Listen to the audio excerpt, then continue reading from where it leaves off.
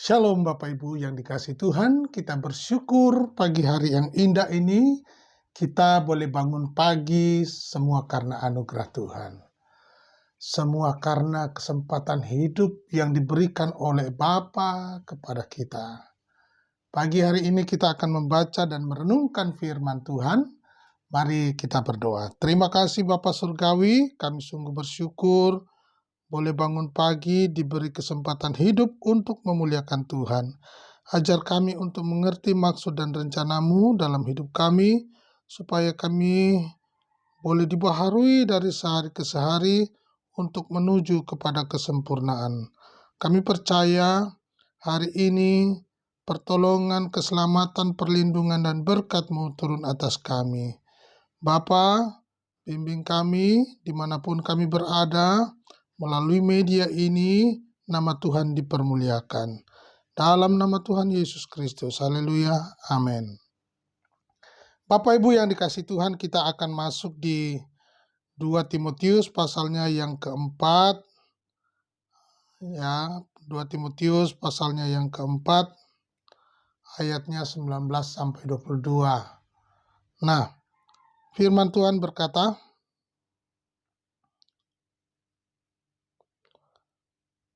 salam kepada Priscilla dan Aquila, dan kepada keluarga Onesiforus. Erastus tinggal di Korintus, dan Trofimus kutinggalkan dalam keadaan sakit di Miletus. Berusahalah kemari sebelum musim dingin. Salam dari Ebulus dan Pudes dan Linus dan Claudia dan dari semua saudara. Tuhan menyertai rohmu, kasih karunia-Nya menyertai kamu. Puji Tuhan. Dalam perikop ini adalah perikop yang terakhir di mana Rasul Paulus memberikan ucapan salam kepada Priscilla dan Aquila dan kepada keluarga Onesiforus. Bapak Ibu yang dikasihi Tuhan, apa yang terjadi dalam kehidupan Rasul Paulus dalam kesendiriannya, dalam penjara, di dalam kesulitannya, di dalam pelayanan. Dia merasa sendiri tapi tidak sendirian. Ada begitu banyak orang yang mempedulikan dia. Ada begitu banyak orang di luar sana yang memperdulikannya. Nah, mari kita bahas. Pertama, dia menuliskan, bahkan dicatat di Alkitab ya. Siapakah Aquila? Coba kita baca di dalam Kisah Rasul pasal 18 ayat 20, ayat 2 dan 3. Di Korintus ia berjumpa dengan seorang Yahudi bernama Aquila yang berasal dari Pontus. Ia baru datang dari Italia dengan Priscilla, istrinya, karena Kaisar Claudius telah memerintahkan supaya semua orang Yahudi meninggalkan Roma. Paulus singgah ke rumah mereka, dan karena mereka melakukan pekerjaan yang sama, ia tinggal bersama-sama dengan mereka.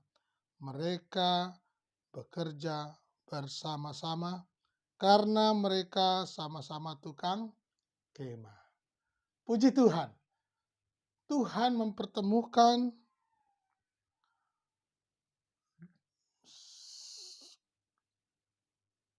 apa yang ada di dalam pekerjaan yang sama. Tuhan mempertemukan Paulus dan Aquila karena pekerjaan yang sama. Ya, saya ulangi.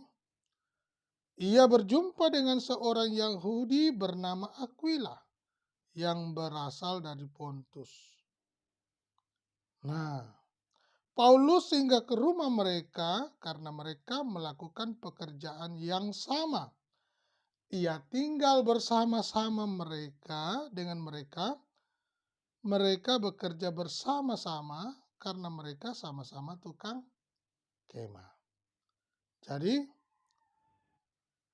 mereka punya pekerjaan yang sama, lalu mereka tinggal bersama-sama mereka, lalu mereka bekerja bersama-sama. Ada satu ikatan yang membuat mereka ya untuk bersama-sama. Kenapa? Melalui pertemuan, lalu melalui pekerjaan yang sama, lalu mereka bekerja bersama-sama. Bekerja sama-sama. Kenapa? Apa pekerjaan mereka? Mereka sama-sama tukang kemah.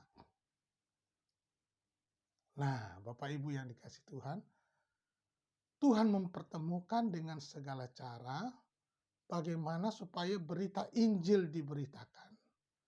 Ya, Tuhan punya cara menolong setiap hamba Tuhan untuk berita Injil dikabarkan. Apa yang terjadi? Melalui pertemuan ini, profesi yang sama, pekerjaan yang sama, membangun kerjasama bersama, tinggal bersama, ya, sesaat, tetapi mereka bersama-sama. Jadi, mereka adalah pekerjaannya sama, dan mereka bekerja sama. Dari ikatan ini mereka membangun. Tujuan di dalam pekerjaan ini hanya satu, untuk memuliakan Tuhan, ya. Tujuan yang fokus, yang utama adalah berita kabar baik disampaikan di wilayah itu. Luar biasa cara Tuhan menolong hamba Tuhan. Berikutnya, siapakah Onesiforus? Dalam 2 Timotius 1 ayat 16-18 berkata, Tuhan kiranya mengaruniakan rahmat-Nya kepada keluarga Onesiforus yang telah berulang-ulang menyegarkan hatiku. Ia tidak malu menjumpai aku di dalam penjara ketika di Roma. Ia berusaha mencari aku dan sudah juga menemui aku. Kiranya Tuhan menunjukkan rahmat-Nya kepadanya pada harinya. Betapa banyaknya pelayanan yang ia lakukan di Efesus. Engkau lebih mengetahuinya daripadaku. Ini dia. Tuhan kiranya mengaruniakan rahmat-Nya kepada Onesiforus yang telah berulang-ulang menyegarkan hatiku. Ia tidak malu menjumpai aku di dalam penjara. Onesiforus ini, ya, keluarga Onesiforus ini adalah keluarga yang baik. Ketika Paulus dalam penjara, keluarga ini ya berusaha memberi semangat kepada Rasul Paulus. Dan Alkitab mencatat itu, Bapak Ibu. Ada nama-nama orang yang tercatat di Alkitab karena perbuatan mereka. Apa yang mereka lakukan? Alkitab mencatat keluarga Onesiforus yang telah berulang-ulang menyegarkan hatiku. Ia tidak malu menjumpai aku di dalam penjara. Ia berulang-ulang, berarti sering. Sering mengunjungi Rasul Paulus ketika dalam penjara. Dan ia tidak malu ya menjumpainya. Menjumpai Rasul Paulus ketika dalam penjara. Pertanyaannya, apakah Bapak Ibu sudah pernah berkunjung kepada orang-orang kekasih seiman di dalam penjara? Ini perlu direnungkan. Kenapa?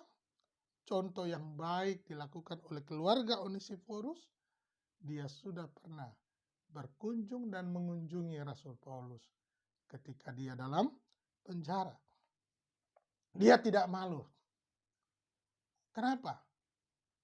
Penjara itu kesannya orang yang bersalah, berdosa, lalu kemudian ditangkap, lalu ditempatkan di dalam sel. Nah, keluarga Onesiforus tidak malu mengunjungi Rasul Paulus. Bahkan dia memberi support, mendukungnya, menguatkan, menyegarkan hatinya, menghibur. Inilah pentingnya sebuah persahabatan. Sehingga Alkitab mencatat, sekalipun dalam keadaan yang sulit dan lemah, dia tetap memperhatikan saudara seimannya. Dan Alkitab mencatat itu. Berikutnya Bapak Ibu, siapakah Erastus? Di dalam Kisah Rasul pasal 19 ayat 22 berkata, lalu ia menyuruh 2 orang pembantunya yaitu Timotius dan Erastus mendahulunya ke Makedonia, tetapi ia sendiri tinggal beberapa lama lagi di Asia. Jadi Erastus ini adalah kawan sekerjanya. Juga Timotius, anak rohaninya. Bapak Ibu yang dikasihi Tuhan, ketika kita dalam masalah, dalam pergumulan hidup, apakah ada orang-orang di sekitar kita yang mendukung kita dalam doa? Adakah orang-orang di sekitar yang peduli dengan kita? Nah, ini membuat setiap hamba Tuhan disegarkan hatinya, dikuatkan, karena ada doa-doa dari orang seperti ini. Sekalipun merasa sendiri, tetapi tidak sendirian. Bapak Ibu yang dikasihi Tuhan, berikutnya, Trofimus. Ya, Trofimus kutinggalkan dalam keadaan sakit. Coba kita baca di dalam Kisah Rasul 20 ayat 4. Ya. Bapak Ibu yang dikasihi Tuhan, melalui setiap peristiwa, baik itu susah maupun senang, ada cara Tuhan untuk menolong kita. Ketika kita merasa sendirian, jangan mudah putus asa, karena ada orang-orang yang mendukung. Ada cara Tuhan untuk menolong setiap kita. Biarlah pagi hari ini, melalui pembelajaran ini, melalui perenungan ini, ketika Bapak Ibu Saudara dalam keadaan lemah, secara emosional, psikis, Tuhan beserta, atau kelemahan tubuh, jangan menganggap bahwa Bapak Ibu ditinggalkan. Ada orang-orang, saudara-saudara seiman yang mendoakan Bapak Ibu. Yang sakit disembuhkan, yang lemah dikuatkan, yang kekurangan diberkati, yang tidak ada damai diberi damai oleh Tuhan. Percayalah Tuhan Yesus beserta dengan kita. Tuhan Yesus memberkati.